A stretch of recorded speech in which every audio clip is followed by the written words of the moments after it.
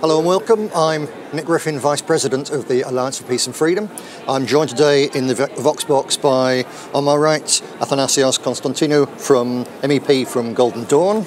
On my left here, Milan Ulrich, MEP from People's Party Slovakia. To my far right, Tudor Ionescu from Nova Dracta, the New Right in Romania. And on the left, but not really, Gonzalo Martin Garcia from National Democracia in Spain. Again, thank you for joining us. We're very pushed for time, so I'll get straight into the question. First one for you, Tassos. Yes, please.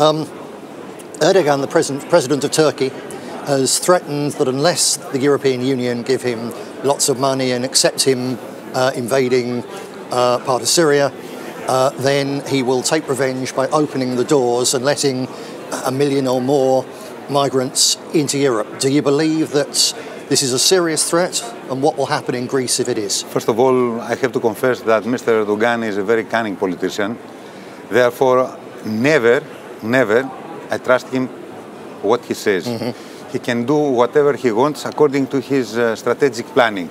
That means, according to my perception, he could act like that, opening suddenly the borders and giving a flood of refugees in European soil. And if he does, how will people in Greece respond to that? I believe that will bring a chain of reactions in the national population, because already we have enough troubles and problems with the illegal immigrants. You can imagine very easily if 1 million or more of new wave of immigrants, what could be done in the local population. Yeah, sure. Well, very interesting. I'm sure, as you say, Mr. Erdogan will act one way or another, so we will find out. Right, moving swiftly on. Milan, I was reading just the other day a Soros-funded study about right-wing extremism in Slovakia, which in particular mentions People's Party Slovakia, Labour's party, as a major threat, and so on.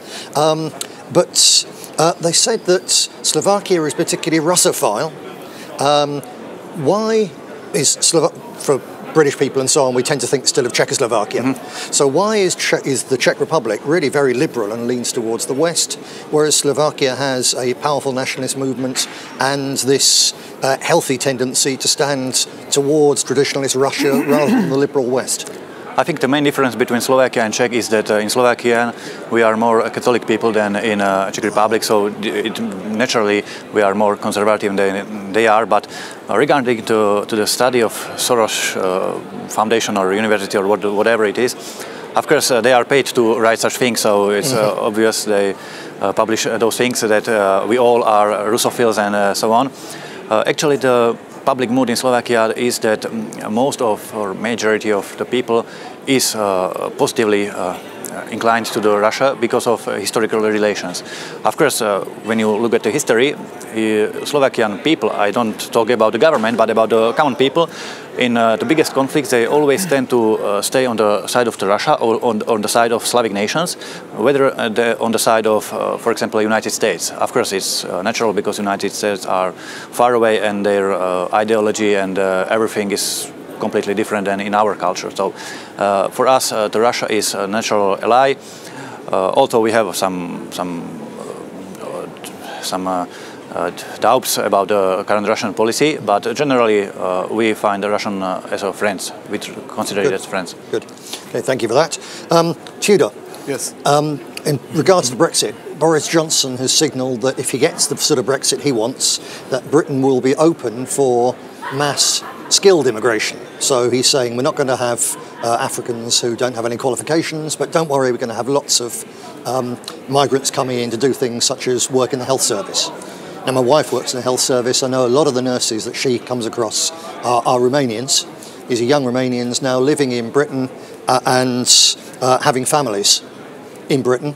So especially if Johnson gets his way and this goes on even more, what impact does it have on a country like Romania to lose so many young people? Well, Romania faces brain drain right now. Actually, there are over 5 million Romanians who left their country and are currently living outside their borders. Out of how many in total? Over 5 million. Yeah, and how many total population?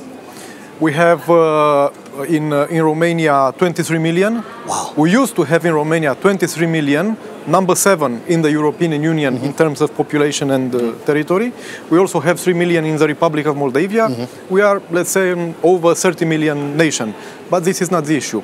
The issue is that the socialist and liberal governments simply chased away over 5 million Romanians to get rid of unemployment, to get rid of social protests, to get rid of problems. These Romanians didn't wanted to live abroad. They were forced to leave their country, to leave their families, and to leave their homes.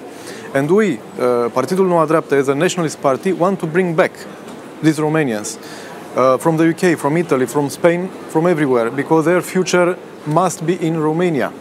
You know, actually, statistically, only Syria is in a worse situation than Romania. Wow. Because from Syria left 5 million people, but there is a civil war going on in Syria.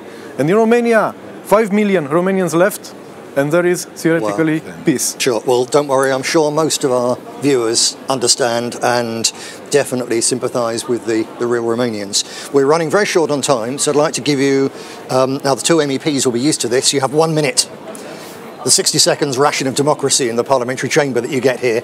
So 1 minute each to tell us just a very little bit about the situation for real nationalism in your country. Gonzalo, I'll start with you. We'll work this way. 1 minute. Well, as you know, we have the elections last Sunday, and there's this new populistic party that gained 15% of votes. This is positive from the point of view that for the first time in Spain, in 40 years of democracy, there is a party that we can say is talking about things that in Democracia Nacional we are defending 20 years. From the point of view of the real nationalists like Democracia Nacional, we will have hard times because we have to probably wait a few years till they show the real face to the Spanish people, that they are not people who are really caring for the nation, and then it will be our opportunity then, as we did the last 20 years saying the truth and what will happen in Spain with immigration and all these separatist policies. Okay, thank you. Ooh, about 45 seconds. Very, very good. Milan. I think that situation in Slovakia comparing with situation in Western countries is better, I think, in terms of nationalism.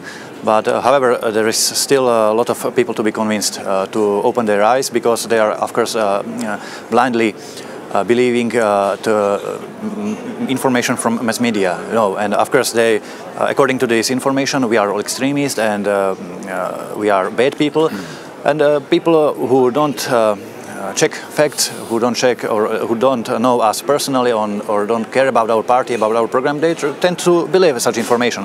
So the situation generally is not as bad as in Western countries, but we still have a lot of work to do to gain enough power, enough voters to really change the politics in Slovakia.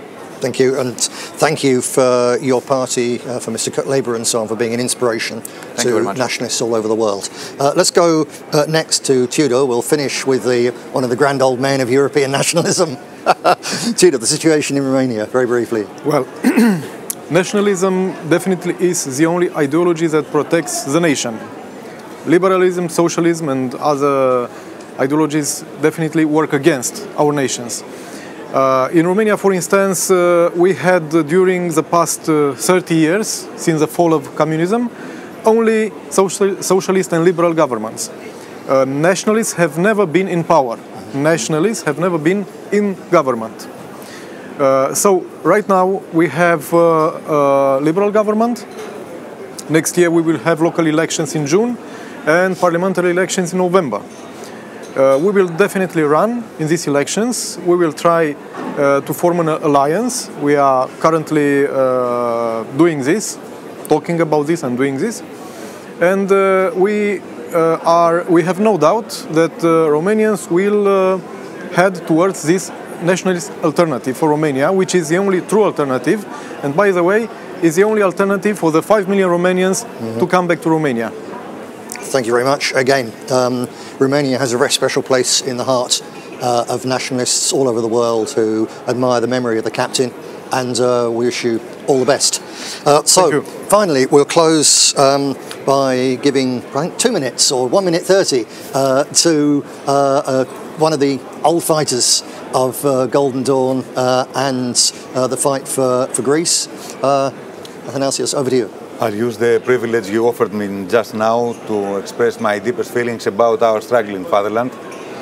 As always, as everywhere in whole Europe, we have to fight in a double front against the powers of the liberal establishment, which now rules the fatherland, and also against the tremendous mass of the left, traditional, true Stalinist, or new left, which had governed the fatherland during the last government.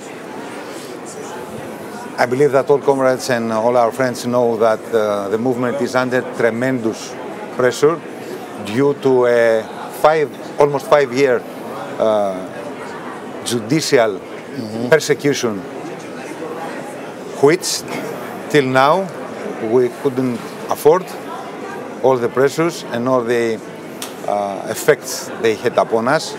And you know also